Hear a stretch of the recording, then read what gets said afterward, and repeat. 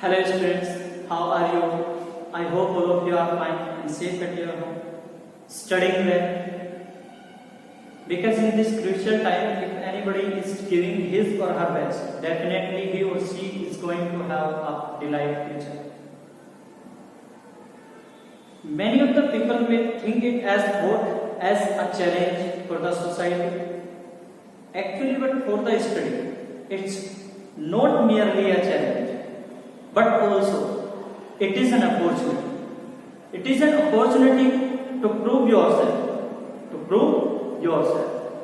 So we must not look back what we have left back. Just look forward and just work better for your future. For make your future great. For make your future better. That you might not be affected by anything that is going to be affect to you and to our study. Okay. In the previous lectures, we have discussed about the 9th class statistic, that is the lesson number 2 of geography, the physical features of India. The physical features of India. Beta, we have already discussed about the physical features of India. What kind of features does India have and what does India provide to the people of its. We have discussed about 6 physical features of India. That was, one is the Great Himalayas, the Northern Plains, the Coastal Plains, the Peninsular India, the Island Group, and the Plateaus. Okay, we have already discussed. And we discussed about some characteristics of these physical features. But still there is something new. What is the new? As Himalaya is what? As Himalaya is huge. It is near about 2500 kilometers. 2500 kilometers in length and near about 400 meter in 400 kilometer in width. So that is why its characteristics are not so scattered as before. Its characteristics are a lot. And now we are going to discuss about the uses of the Himalayas. Various uses of the Himalayas that we have left behind.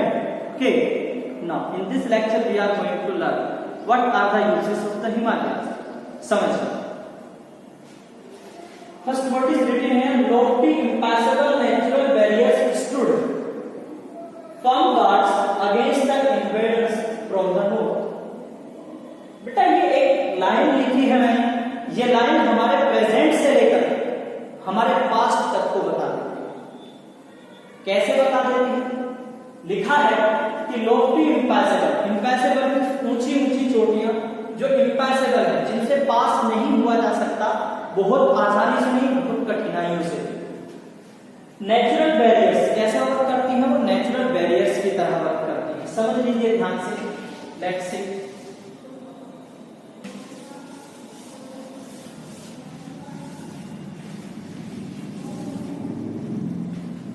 This is the Himalayan range in the north of the India. So what is that in here कि यहाँ पर lofty impassable natural barriers हैं जो खड़े हैं इसकी तरह से firm guards की तरह से, जिन्होंने इंडिया को पास्ट में भी और प्रेजेंट में भी जो नॉर्थ की ओर से इंडिया पर अटैक हो सकते हैं या इन्वेड हो सकते हैं, उनसे इंडिया को बचाया है. Actually Himalaya is a great boon for India. Himalaya India के लिए एक वरदान साबित हुआ है. Not only physical features, actually it has some aesthetic values as well, it has some political values, a lots of values Himalaya had in aspect of India. Okay, so यहां पर कहा है कि ये फॉरेन इन्वेडर्स से हमें बचाता है. बेटा हिमालय में एक वर्ड आता है पास. पास क्या होता है? पास एक ऐसी जगह होती है जो किसी पहाड़ पर होती है और जो पहाड़ के आर पार पहुंचा है, उस पर्वत श्रृंखला के आर पार हमें पहुंचा है. सो हिमालय में भी कई ऐसी क्या है, ऐसे पास हैं. काराकोरम पास की अगर बात की जाए, खाइबर पास की अगर बात की जाए, बैलोन पास की अगर बात की जाए, जो कहां पर है, जो दो पास हैं ऐसे, एक तो खाइबर पास बोलान पास। कौन से? खैबर और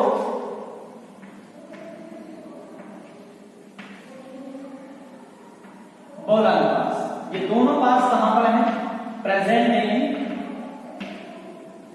पाकिस्तान। आज के समय में ये पाकिस्तान में है।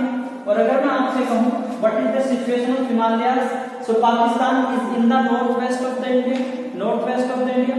सो from the north west of the India at the time in pass Khyber pass and Bolan pass, ये पास ऐसा नहीं है कि these are just a little bit high at the little bit height, these are also at a huge height। पास तो है लेकिन ये पास भी किस पर है? बड़ी ऊंचाई पर है, ऊंची बड़ी ऊंचाई पर है। और इसी की वजह से इंडिया पर आसानी से वेस्टर्न, नॉर्थ वेस्टर्न या नॉर्थ ईस्टर्न साइड से कभी भी इन्वेट नहीं होता आसानी से, ठीक है। तो इन्होंने क्या किया, इन पास ने, इन दोनों पास ने क्या किया, हमारी इंडिया में जो कभी हमला कर सकते थे, अलेक्जेंडर द ग्रेट, तुर्क, अफगान, पार्सियंस, इन लोगों ने हमारी कंट्री पर इन्वेट किया था। इन लोगों ने हमारी कंट्री पर इन्वेट किया था। जब इन्होंने इन्वेट किया था तो इन लोगों ने क्या, इन लोगों ने इन पास का यूज किया। It did not take a little bit time, it took a lots of time. इसीलिए कहीं ना कहीं इनके जो इंडिया पर क्या थे, अटैक थे, वो इन पास की वजह से पॉसिबल हो पाए। Otherwise India could be looted और could be invaded many times. India could be invaded many times by many invaders if there would not be the Himalayas, अगर वहां पर हिमालयाज नहीं होते। एक क्वेश्चन यहां पर लिख रहा हूं बेटा आपके लिए, जब आप वीडियो देख रहे हैं अभी मुझे आंसर लिखकर बताइए। आप लोग मुझे अभी आंसर लिखेंगे। क्वेश्चन क्या है? Right the names of the passes in Himalayan range। Question ये है बेटा, ध्यान से देखिए, अभी क्वेश्चन सुनिए और मुझे बताइए कि नेम, उन पासेस के नेम लिखे जो हिमालयन रेंज में पाए जाते हैं। दो पास मैंने आपको बता दिए हैं, that is Khyber pass and Bolan pass. ये दोनों कहां पर है? प्रेजेंट है पाकिस्तान में। अब कुछ पास कहां पर है? इंडिया में। कुछ पास कहां पर है? इंडिया में। वो बहुत ऊंचाई पर है। I am just giving you clue, वो बहुत ऊंचाई पर है और वो केवल क्या होते हैं? रीचेबल होते हैं only in the summer, as throughout the year they are covered with the snow. चलिए नेक्स्ट चर्चा करते हैं। जल्दी जल्दी आंसर लिख के बताइए बेटा, बहुत जल्दी। Next, act like natural wall, keep Indo Gangetic plains away from cold. आपको अगर मैं यहां पर एक डायग्राम बना देता हूं बेटा, what is it? It is globe. हम आसानी से समझ लेते हैं ये क्या है, ग्लोब है। ग्लोब पर ये क्या है? This is equator. ये क्या है बेटा? This is equator. इक्वेटर के इधर क्या है? Tropic of cancer, tropic of capricorn. What is the situation of India? That is this is like the situation of India. और इसके इधर क्या है? This is temperate zone, this is torrid and this is north frost zone. ये क्या है? North frost zone. ये क्या है? नॉर्थ। और हिमालय कहां है? ऐसे यहां पर। तो ये फ्रिस्ट जोन है ना बेटा। अब आप देखिए ध्यान से, सेकंड लाइन में क्या है? सेकंड लाइन में कहा है, सेकंड पॉइंट ने कहा है, act like natural wall, keep the Indo Gangetic plains away from the cold. ये क्या करता है? वर्क करता है नेचुरल वॉल की तरह से। जो इंडो-गैंजेटिक प्लेन्स, जो कहां से? इंडस की, और क्या बेटा, यहां से अगर बात की जाए इंडस, गंगा, ये रिवर कहां से ओरिजिनेट हो रही है? These are originated from the Himalayas. ये हिमालय से आती है और यही दोनों नदियां क्या बनाती है? The great northern plain, that is Indo Gangetic plain. अब ये पॉइंट कहता है कि ये नेचुरल वॉल की तरह से काम करता है, keep the Indo-Gangetic away from the cold, सर्दी से बचाता है। इस सर्दी से क्यों बचाता है? क्योंकि इसके इधर क्या है, that is north east zone, which is also called the cold desert. The cold desert, which is also a barren land. तो कैसे है, बंजर भूमि बंजर नहीं कह सकते, but there is not the possibility to grow anything because the plants are not, the situation over there are not to survive for the plants के लिए वहां पर सर्वाइवल की कंडीशंस नहीं होती है, सिचुएशंस नहीं होती है. सो हिमालय क्या काम करता है, हिमालय काम करता है एज अ बैरियर, एक वॉल की तरह से काम करता है और इंडो गैंजेटिक प्लेन्स को क्या बनाए रखता है, फर्टाइल बनाए रखता है, इसे फर्टाइल बनाए रखता है, इसे दूर रखता है ठंड से. क्योंकि अगर हिमालय ना हो तो क्या हो, ये जो ठंडी हवाएं आती हैं किधर से, नॉर्थ पोल से, कहां से, नॉर्थ ईस्ट जोन से. This could be what, freeze the entire India. ये इंडिया को भी क्या कर सकती हैं, फ्रीज कर सकती हैं एंड क्या कर सकती हैं, जमा सकती हैं. That is why Indo Gangetic plain के लिए एक वरदान के रूप में यूज होता है, एक वरदान के रूप में यूज होता है. ठीक है, पढ़ते हैं. ये जो हवाएं हैं ठंडी, ये इस इंडिया को जमा सकते हैं जैसा मैंने बताया. नंबर 3 के बारे में चर्चा करते हैं. Check again, very monsoon winds could blow across the north. ध्यान से समझिए, जो मॉनसून विंड्स होती है, मानसून विंड्स, जो मानसूनी हवाएं होती है, ये उन्हें चेक करता है. कौन, that Himalayas. Check means stop them. वो कहां से, बेटा वो मानसूनी हवाएं आती कहां से हैं, दैट इज इंडियन ओशियन. और इन्हें कहां से होती है, इंडियन ओशियन से. सो इंडियन ओशियन से उठने वाली मानसूनी हवाओं को हिमालय क्या करता है, रोकता है, उन्हें रोकता है. और उन्हें क्या कर सकता है, that stop them and make them to give life giving range to India, north of the India and central part of the India, northern valleys and central plains of the India. तो इसलिए अगर ये ना हो तो ये हवाएं हैं, जो मानसूनी हवाएं हैं, ये कहां से चले जाएंगी, these airs could be blow, these winds could be blow from the entire north. ये इसके ऊपर से गुजर जाएंगे. there would not be any rain further, which goes due to what, due to the Indian Ocean. Next पढ़ेंगे, that is snow covered peaks, source of many rivers.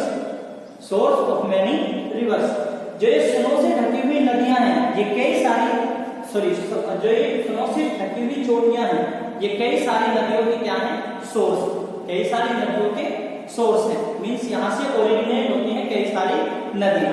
जैसे दो मैंने आपको पहले ही बताया है, इंडस, गंगा, सतलुज. ठीक है, और भी कई सारी नदियां हैं. Kaveri is also originated from here. कई सारी नदियां यहां से ओरिजिनेट होती हैं, कई सारी नदियां यहां से ओरिजिनेट होती हैं. So one more question for you my dears. Yes, question again that I am giving you. Answer type करिए मेरे बच्चे, जल्दी आंसर टाइप करना है आपको क्वेश्चन का. क्वेश्चन क्या है, right the names of the reverse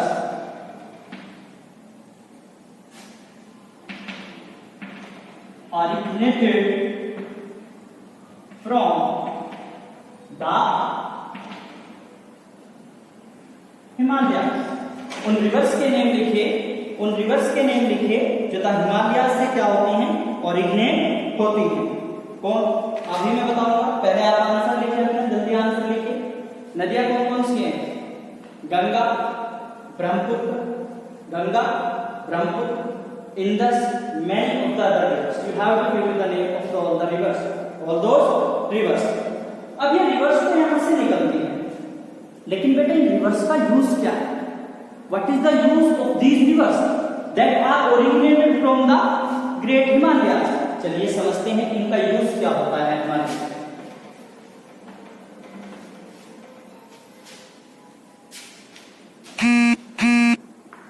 yes, इनका यूज समझते हैं हम लोग. बेटा जब कोई रिवर ओरिजिनेट होती है कहां से, किसी भी पर्वत श्रृंखला से, उसके बेटा 3 सोर्स होते हैं. पहला that is upper course,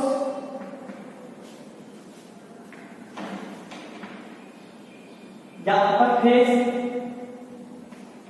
next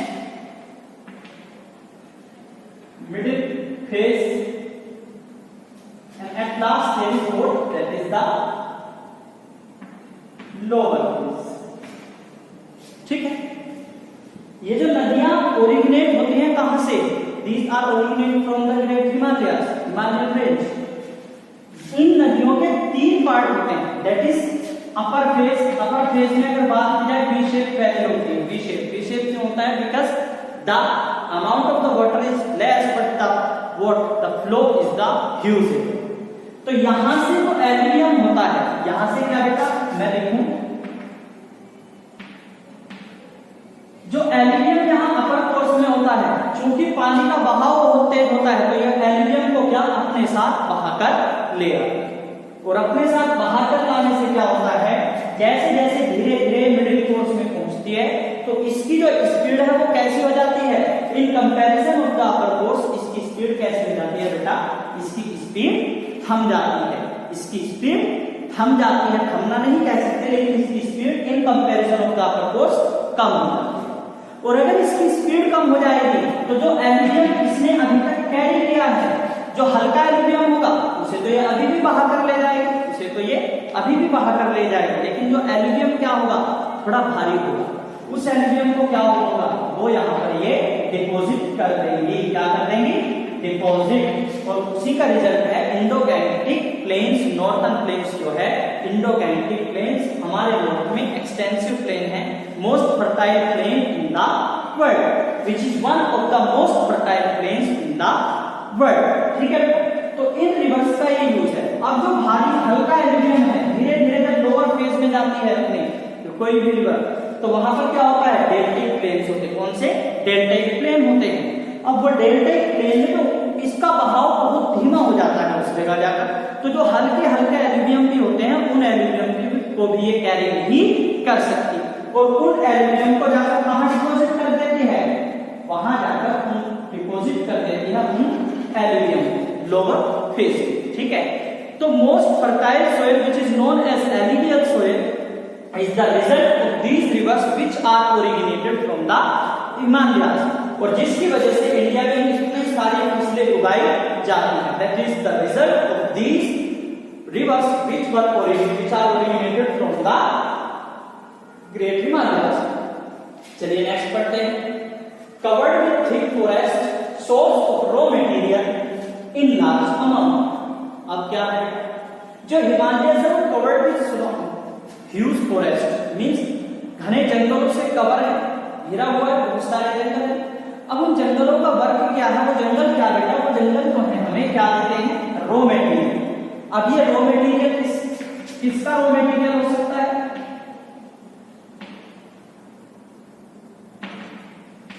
raw material ये हमें प्रोवाइड कराते हैं. अब ये रॉ मटेरियल हमें इंडस्ट्रीज के लिए प्रोवाइड कराते हैं. किसके लिए? इंडस्ट्रीज के लिए. अलग अलग इंडस्ट्रीज के लिए ये हिमालय हमें रॉ मटेरियल प्रोवाइड कराता है. कहां से? जो फॉरेस्ट यहां पर हैं. ठीक है, वो क्या होते हैं? अगर बात की जाए match industry, pulp and paper industry,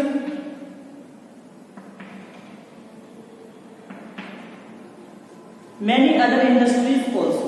means यहाँ पर जो लकड़ियां उगती हैं वहां से मैच इंडस्ट्री में बहुत बड़ा यूज होता है, पल्प एंड पेपर इंडस्ट्री में फॉरेस्ट का यूज होता है, which are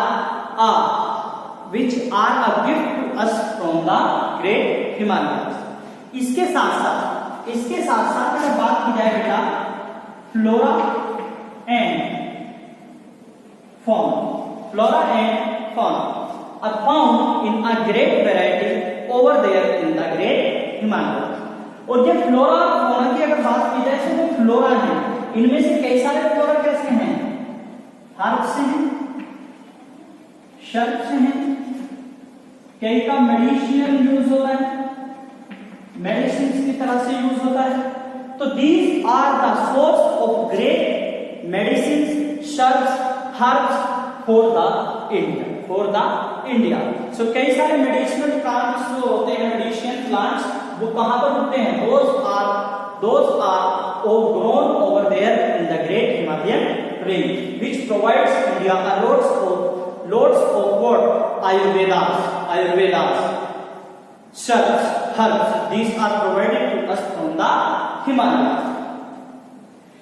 Next पढ़ते हैं, that is known for some beautiful valleys, health resorts. अब क्या है बेटा?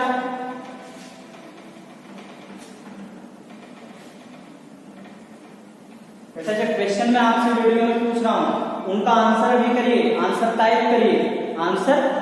करिए, ठीक है? चलिए आगे बात करते हैं। लास्ट पॉइंट में कहा है कुछ ब्यूटीफुल वैलीज के लिए जाना जाता है इसे, जैसे तो हेल्थ और रिजोर्ट, जो वैलीज हैं वो ब्यूटीफुल भी हैं और हेल्थ रिजोर्ट्स के रूप में भी काम उनका होता है। अब वो वैलीज हैं कौन सी? मैं आपको 3 के नेम बताता हूं। कश्मीर, कुल्लू, कांगड़ा। कश्मीर, कुल्लू एंड कांगड़ा। इसके अलावा हम again going to write a question for you here. आपके लिए क्वेश्चन क्या है? Name the famous valleys of Himalayas and their situation or states। मीन्स वो वैलीज हैं कहां पर, उनका नाम क्या है और उनकी सिचुएशन क्या है या वो किस स्टेट। जल्दी आंसर बताइए बेटा, मुझे आंसर करिए बहुत जल्दी। तब तक हम बात करते हैं इसके बारे में आगे, ठीक है? हिमालय को जाना जाता है ब्यूटीफुल वैलीज के लिए, ठीक है बेटा, हेल्थ रिसोर्ट्स के लिए। इसकी यहाँ पर जो ब्यूटीफुल वैलीज है उनमें से 3 के नाम मैंने लिखे हैं, कश्मीर, कुल्लू और कांगड़ा। मैंने पहले से लिखे। अब ये इनकी भी अपनी अलग विशेषता है, अब वो विशेषता क्या है, ठीक है? अगर बात की जाए कश्मीर को क्या कहा जाता है? कश्मीर को कहा जाता है बेटा that is paradise on earth या haven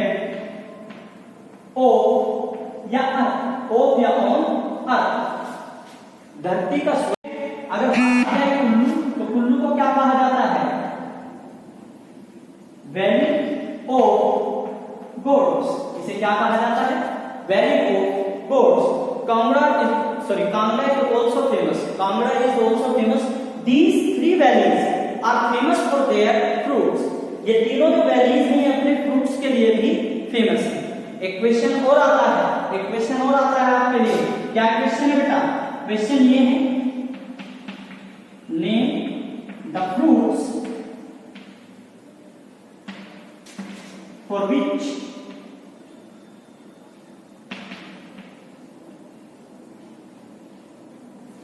Kangra, Kullu and Kashmir valleys are famous. उन फ्रूट्स के बेटा जल्दी मुझे बताइए, इस क्वेश्चन का भी आंसर करिए, देखता हूं कौन कौन आंसर करते हैं। Name the fruits for which Kangra, Kullu and Kashmir valleys are famous. Kashmir valleys are famous. जल्दी देखता हूं बेटा सबसे पहले कौन आंसर करता है। Then I am going to tell the answer of this question. Answer क्या है बेटा?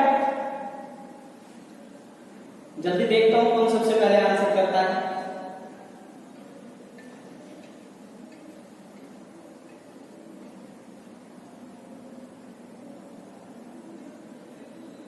चलिए आंसर बताता हूं, ठीक है?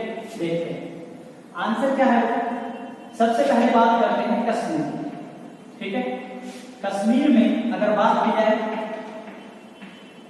Apple, saffron, walnut, cherry, and Kashmir is the only almond producing state of India. अकेला स्टेट है जहां पर क्या होते हैं, बादाम उगाए जाते हैं, जहां पर बादाम उगाए जाते हैं। Next that is what, that is Kullu. Kullu में क्या क्या होता है बेटा, इसमें कुछ फसलें कैसी होती है, सीजनल फसलें होती है, जिनमें से पीच, पियर, एप्पल और pomegranate are famous. Pomegranate are famous, ठीक है। Next that we are going to discuss that is the कामला। कामला इज आल्सो फेमस फॉर लॉ चिल एप्पल, लॉ चिल apple. So these are beta uses of the Himalayas which are somewhere, not somewhere, which are actually used and proved as a what? As a boon for India, as a boon for India. चलिए अब आगे चर्चा करते हैं।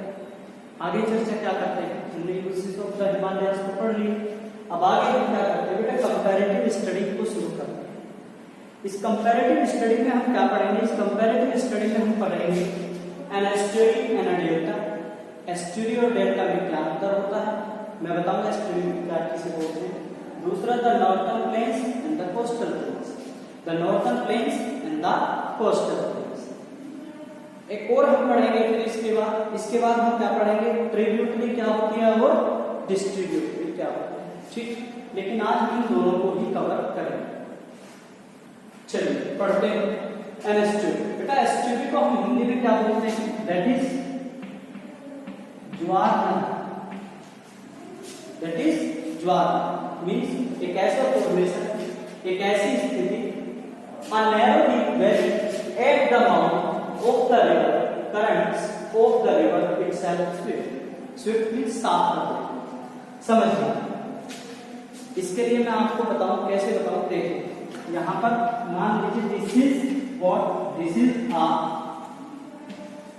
सी, समुद्र है, ocean है, चाहे कोई भी स्थिति। अब यहां से एक नदी आ रही है, बहती है, ठीक है। इस नदी की जो स्पीड है, इस नदी की जो स्पीड है वो स्पीड कैसी है, तेज। माउथ ऑफ द रिवर, जब वो समुद्र से मिलती है कोई भी नदी और उसका बहाव तेज होता है, उसका बहाव जब तेज होता है, अगर मैं आपसे बात करूं तो इस तरह की नदियों, मैं आपको नाम बता दे रहा हूं, महानदी, तापी, नर्मदा, कृष्णा, कावेरी, ये सभी कैसी है, इस तरह की नदी। जब ये मैंने आपको डेल्टा का फॉर्मेशन बताया, डेल्टा के बारे में बताया गंगा ब्रह्मपुत्र डेल्टा में, कि जब नदी अपनी एंड कोर्स पर होती है, वो समुद्र में मिलने वाली होती है, तो उसका बहाव कम हो जाता है और उसमें जो सेडिमेंट्स होते हैं वो रिवर बेड पर जमते चले जाते हैं और धीरे धीरे after the years two year क्या होता है, वो सेडिमेंट्स उसके ऊपर अपर कोर्स पर आ जाते हैं और वहां से जो पानी है वो दूसरी रास्ता बना लेता है और इस तरह से ट्रायंगुलर शेप बनती है। लेकिन अगर बात की जाए बेटा एस्टुरी के बारे में, एस्टुरी क्या होता है, एस्टुरी जब कोई नदी उसका बहाव तेज होता है और जो समुद्र में क्या करंट्स, टाइड्स उठते हैं, उन टाइड्स का पानी भी कई बार क्या होता है, टाइड्स का पानी भी कहां, इस नदी में चला जाता है, इस नदी में चला जाता है, तो उसकी स्पीड बहुत ज्यादा होती है। स्पीड बहुत ज्यादा होती है तो यहाँ पर जो बेटा इसमें सेडिमेंट्स होते हैं, इसके इस कोर्स में जो सेडिमेंट्स होते हैं वो सेडिमेंट्स क्या होता है, यहाँ पर नहीं होते, वो साफ हो जाता है। इसे क्या बोलते हैं, एस्टुरी मींस यहाँ पर सेडिमेंट्स इकट्ठा नहीं होते, ठीक है। ये होता है एस्टुरी, ज्वार नदी जिसे हम बोलते हैं। नेक्स्ट है the delta. Triangular platform formed by the deposition of sediments at the mouth of the river formed by the river means यहाँ पर ये दूसरी फॉर्मेशन अगर मैं आपको बताऊं, मान लीजिए दिस इज अ सी, ये समुद्र है बेटा, इसमें ऊपर से क्या आया, ऊपर से एक नदी आ रही है। अब क्या हुआ, ये नदी धीरे धीरे, इसकी स्पीड बहुत कम है, तो इसमें जो सेडिमेंट्स है वो रुकना शुरू हो जाते हैं, वो रुकना शुरू हो जाते हैं, वो कुछ इस तरह से फॉर्मेशन बनाते हैं, कुछ इस तरह से फॉर्मेशन बनाते हैं, ठीक है। तो अब ये जो वाटर है ये कैसे ऐसे धीरे धीरे जाके कहाँ जाएगा, डेल्टा में फॉर्म हो जाएगा। तो ये आपको दिख रहा होगा बेटा, ये एक ट्रायंगुलर शेप हो गया। सो इसे हम क्या बोलते हैं, डेल्टा। डेल्टा जब कोई नदी का बहाव कैसा होता है, एंड कोर्स में आकर बिल्कुल कम हो जाता है, और जब वो समुद्र में मिलने वाली होती है तो उस नदी में जो क्या होता है बेटा, सेडिमेंट्स होते हैं, एल्यूवियम होते हैं, उन एल्यूवियम को क्या होता है, रिवर बेड पर इकट्ठा होना शुरू हो जाते हैं और धीरे धीरे वो ऐसे फॉर्मेशन बनाते हैं ट्रायंगुलर, जिसे हम क्या बोलते हैं, जिसे हम क्या बोलते हैं, डेल्टा। अब इसका नाम डेल्टा क्यों पड़ा, डेल्टा बेटा ग्रीक वर्ड था ये, इसे क्या बोलते हैं बोलो, डेल्टा। और इसकी भी फॉर्मेशन कैसी होती है, ऐसी ही होती है, इसीलिए इसे क्या कहा जाता है, डेल्टा कहा जाता है। Next topic that we are going to discuss that is the northern plains and the coastal plains. Northern plains को पढ़ेंगे, quite vast that is 2400 kilometre long and 240 to 320 kilometre broad. बेटा क्या कहा, ये जो प्लेन्स है बहुत बड़े हैं, वास्ट हैं, विस्तृत प्लेन्स हैं। इनकी जो बेटा लंबाई होती है वो कितनी 2400 किलोमीटर तक हो सकती है और इनकी चौड़ाई 240 किलोमीटर से लेकर 320 किलोमीटर के बीच में होती है। दूसरी ओर अगर बात की जाए कोस्टल प्लेन्स की, तो इसमें क्या कहा गया है, hardly 60 to 120 kilometre wide and 6150 kilometre long. बेटा इसके कंपैरिजन में तो ये बहुत छोटा है, ये बहुत छोटे हैं comparison of the northern plains. Northern plains के कंपैरिजन में कोस्टल प्लेन्स कैसे हैं, बहुत छोटे हैं, वो हमने इनके आकार से ही दिख रहा है। दूसरा बेटा ये तो कहां पर है, देख लेंगे, lie in the north of India, lie in the north of India. यहां पर देखिए एक मिनट आप सभी ध्यान से,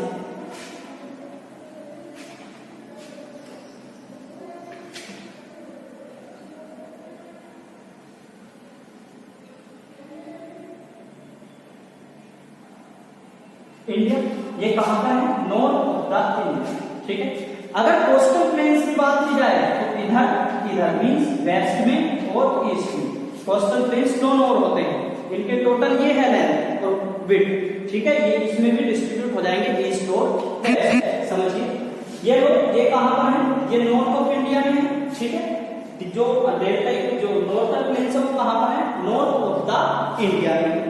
उसके अलावा अगर बात की जाए कोस्टल प्लेन कहां है बेटा, that is in the south, south में भी eastern coastal plains and western coastal planes. आगे चर्चा करते हैं क्या कहता है, south of the Himalayas in solid stretch of land, means ये कहां पर है, मैंने आपको बताया था इंडिया के नॉर्थ में क्या है, हिमालय, और हिमालय के नॉर्थ में क्या है, दैट इज हिमालय के नॉर्थ में सॉरी साउथ में क्या है, that is northern plains, that is the northern plains of India. और ये सॉलिड लैंड स्ट्रेच के रूप में, सॉलिड स्ट्रेच ऑफ लैंड के रूप में फैले हुए हैं, जो एक बहुत ही फर्टाइल ट्रैक्ट ऑफ लैंड है, जो इंडिया को बहुत बड़ी मात्रा में खाद्य सामग्री प्रदान करा।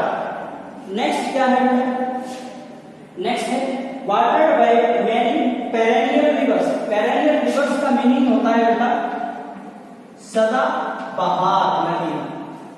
ये मैंने पढ़ा कि कहां पर, हिमालय के सॉलिड स्ट्रेच है, इसमें third both side of Indian coast east and west, that is east and west. ये पढ़ा कि हिमालय के साउथ में सॉलिड स्ट्रेच लैंड है, यहां पर क्या है, both side of Indian coast, Indian coast जो है this is western coast, this is eastern coast. तो इनके दोनों साइड में कोस्टल प्लेन सिचुएट करते हैं।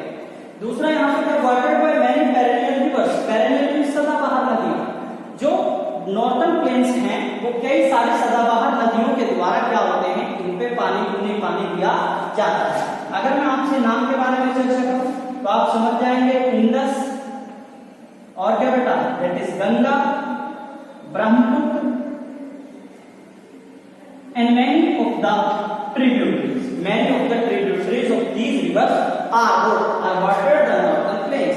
इसके अलावा बात की जाए फीड बाय रेन वाटर, पहला तो बरसात होती है, बरसात के पानी से फीड होते हैं। दूसरा क्या बेटा, सीजनल रिवर्स, क्या बेटा, सीजनल रिवर्स अब ये सीजनल रिवर्स कौन कौन सी है? अगर आपसे मैं बात करूं तो महानदी, उसके अलावा क्या बेटा? Krishna, next Kaveri, Godavari. These are seasonal rivers। और यही रिवर्स है बेटा, ध्यान से समझिए, यही वो रिवर्स है जिनका फ्लो बहुत तेज होता है और ये एस्चुरी का फॉर्मेशन करती है। जबकि अगर मैं बात करूं इंडस, गंगा और ब्रह्मपुत्र, ये क्या है? इनका at the mouth of the sea या ओशियन, इनका जो बेटा बहाव है या फ्लो है वो कैसा होता है? बहुत कम होता है। ये क्या?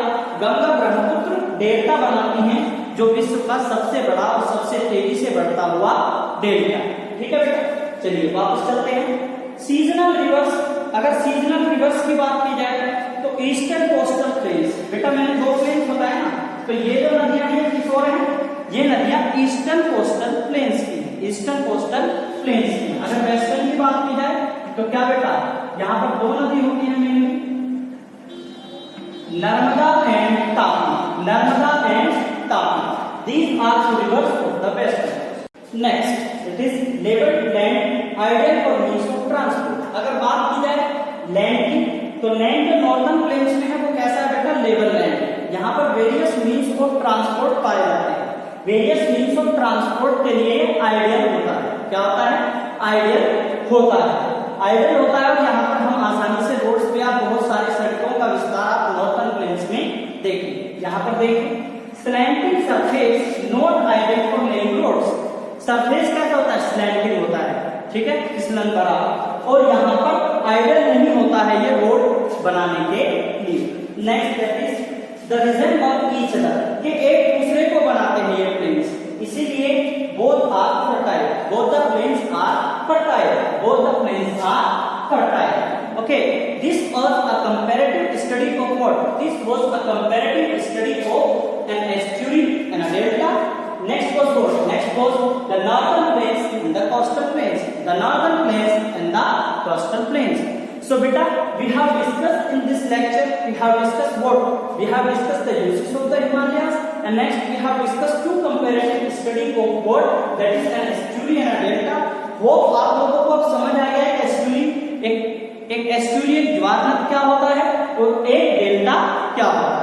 ठीक है बेटा, इसके बाद मैंने आपसे बात की कंपैरेटिव स्टडी नॉर्दर्न प्लेन्स और कोस्टल प्लेन्स की। बेटा आपको ये चीजें समझ आई होप आ गई हैं। If you got the video worth watching, kindly like, share and subscribe the channel. Thank you, have a good day.